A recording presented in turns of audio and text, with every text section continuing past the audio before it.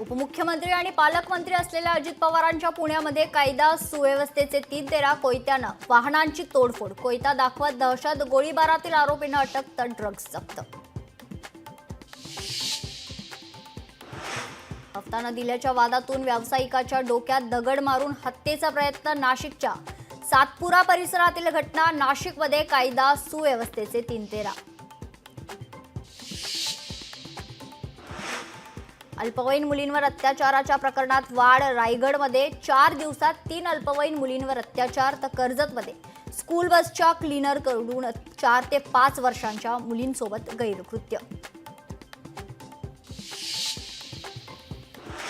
पुण्यातील गर्भवती महिला मृत्यू प्रकरणात ससून रुग्णालयाने पुणे पोलिसांना अहवाल पाठवला. दीनानाथ मंगेशकर रुग्णालयाकडून हलगर्जीपणा झाला का? ससून रुग्णालयाच्या अहवालातून सत्य समोर येणार. घाटकोपरमध्ये पुन्हा मराठी गुजराती वाद पेटला. मराठी माणसं घाणेरडी, मच्छी खातात अशा शब्दात हिणवल्याचा मराठी कुटुंबाचा आरोप. गुजराती कुटुंब त्रास देत असल्याचा देखील मराठी कुटुंबाचा आरोप.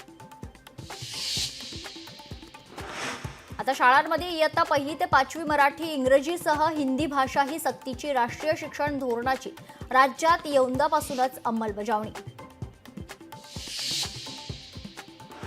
अहिल्यानगरमध्ये रोहित पवार आणि अजित पवार एकाच बॅनरवर. रोहित पवारांच्या नावानं अजित पवारांच्या स्वागताचा बॅनर. कर्जत जामखेड मतदारसंघात झळकलेल्या बॅनरची चर्चा.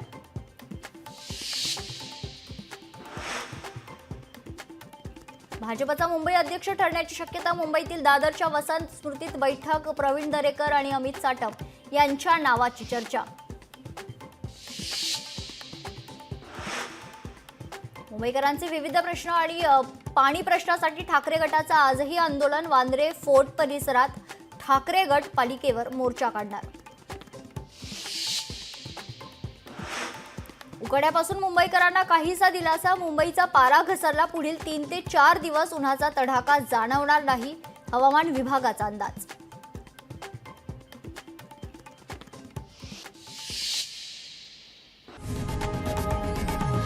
लोकशाही मराठी ऐका, पहा, जागरूक रहा.